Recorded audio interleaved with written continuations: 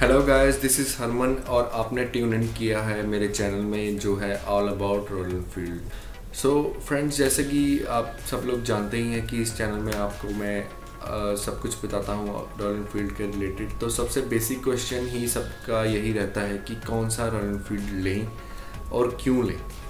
तो ये टॉपिक मैंने कवर किया है आज इस वीडियो में। तो अगर आप जानना चाहते हैं कि कौन सा रॉयल एनफील्ड लें, इसके बारे में मेरे ओपिनियन, तो please keep watching my video. उसके पहले मैं आप सबसे कह दूं कि अगर आप मेरी वीडियोस को रेगुलरली देखना चाहते हैं और आप चाहते हैं कि मेरी वीडियोस आप तक पहुंचे, तो आप प्लीज़ मेरे चैनल को सब्सक्राइब कीजिए।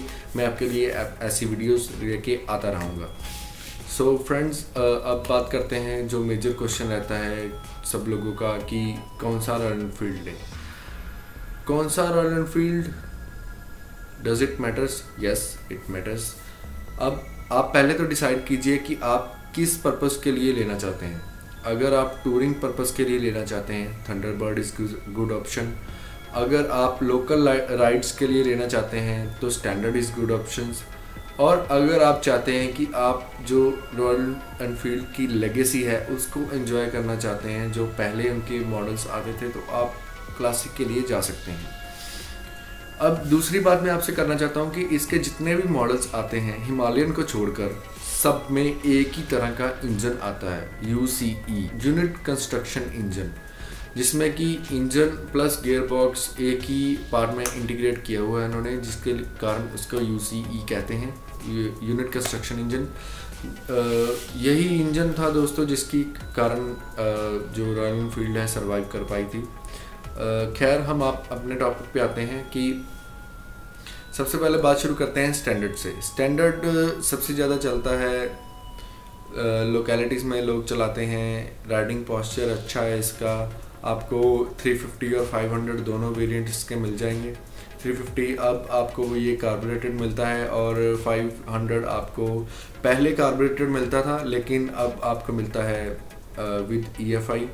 350 में आपको ड्रम ब्रेक्स मिलेंगी, कोई सेल्फ नहीं होगी। सिर्फ यही एक ऐसा मॉडल है रॉयल एनफील्ड का जिसमें आपको सेल्फ स्टार्ट की ऑप्शन नहीं मिलती है। मगर फिर भी सबसे ज़्यादा जो बुकिंग चल रही है इस टाइम पंजाब में वो 350 की है, तो आप उस अकॉर्डिंग प्लान कर सकते हैं। इसके फीचर अब मैंने आपको बता दिए। अगर मैं बात करूँ बुलेट 500 की, तो बुलेट 500 जो है उसमें आपको फ्रंट डिस्क मिल जाएगी, 500cc इंजन मिल जाएगा जो इलेक्ट्रॉनिक फ्यूल इंजेक्शन के साथ पावर्ड है, और आपको मिल जाएगा एक self start along with kick, और आपको एक वाइड टायर मिल जाएगा 350 से। तो ये रही 500 की बात। अब बुलेट क्यों लें, मैं आपको बता दूं, जो इसका स्टैंडर्ड वर्जन है बुलेट का, जिसको हम स्टैंडर्ड 350 या स्टैंडर्ड 500 बोलते हैं, वही इकलौता ऐसा मोटरसाइकिल है जो बुलेट है। बाकी किसी के साथ बुलेट नहीं लगता, हर एक का अपना एक अलग नाम है। और अगर आप बुलेट लेना चाहते हैं तो गो फॉर स्टैंडर्ड। अब मैं बात करता हूं आपसे क्लासिक के बारे में। क्लासिक वॉर एरा के दौरान बनाई गई एक मशीन है, वर्ल्ड वॉर 2 के टाइम पे ये बनाई गई थी, तो इसीलिए उसको डिसकंटिन्यू कर दिया गया था कुछ टाइम के लिए। But in late 2000s classic को दोबारा इंट्रोड्यूस किया गया। अब आज की डेट में ये क्लासिक 350 जो है वो इंडिया का सबसे ज़्यादा बिकने वाला बाइक है। तो आप उसकी पॉपुलैरिटी का यहीं से हिसाब लगा सकते हैं कि लोग उसको कितना प्यार करते हैं। अब क्लासिक में आपको काफ़ी कलर वेरिएंट्स मिल जाएंगे। रेडिट सीरीज़ आई है इनकी, उसमें आपको रेड, ग्रीन और ब्लू टैंक्स मिल जाएंगे, बाकी सब ब्लैक होगा। उसमें आपको फ्रंट डिस्क मिल जाएगी, वाइड रियर टायर मिल जाएगा और सेल्फ स्टार्ट की ऑप्शन मिल जाएगी। अगर मैं क्लासिक 500 की बात करूं तो उसमें आपको 3 ही कलर वेरिएंट मिलेंगे विद EFI, जबकि क्लासिक 350 में आपको काफ़ी कलर वेरिएंट मिल जाते हैं और विद कार्बोरेटर मिलते हैं। तो ये बात हो गई हमारी क्लासिक की। क्लासिक 500 में आपको सेम वही सब मिलेगा जो क्लासिक 350 में मिलता है, सिर्फ इंजन बड़ा होगा और EFI प्लस हो जाएगी इसमें। और अगर मैं बात करूं क्लासिक 350 की, तो उसमें आपको कलर वेरिएंट काफ़ी मिल जाएंगे। ब्लू मिल जाएगा, अगर आप सी ग्रीन चाहते हैं तो वो मिल जाएगा। अगर आप मतलब जो कलर लवर्स हैं, कलर उनकी प्रेफरेंस रहती है, तो आप जा सकते हो क्लासिक की तरफ। अगर मैं बात करूँ स्टैंडर्ड की, तो स्टैंडर्ड में आपको इतने सारे कलर वेरिएंट्स नहीं मिलेंगे। जो इलेक्ट्रा था, पहले इलेक्ट्रा कहलाता था, आजकल उसको बुलेट ES के नाम से जाना जाता है। उसमें आपको 3 कलर वेरिएंट मिल जाएंगे, जिसमें कि सिल्वर आ गया, ब्लू आ गया और रेड आ गया। बाकी स्टैंडर्ड में, स्टैंडर्ड जो 350 है उसमें आपको सिर्फ ब्लैक वेरिएंट मिलेगा।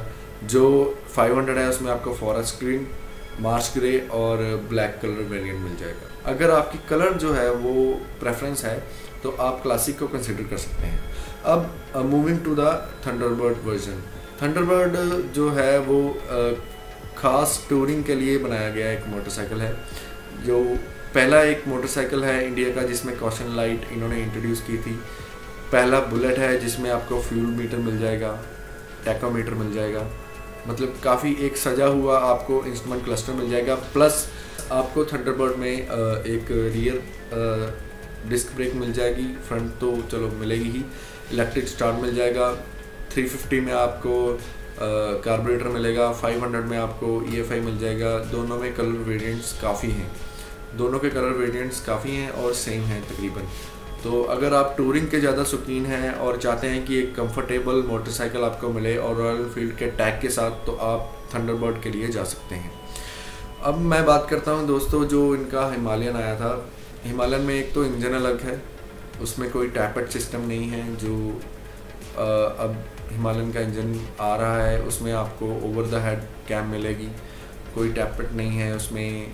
मतलब जो पहले थे उनमें हाइड्रोलिक, जो सबसे पहले आते थे उनमें लिंक रॉड्स थी, उसके बाद जो आए हाइड्रोलिक टैपेट्स थी जिनकी नॉइज़ काफ़ी थी। हिमालयन में इसीलिए नॉइज़ जो है वो कम है क्योंकि ओवरहेड कैम मिल जाएगी।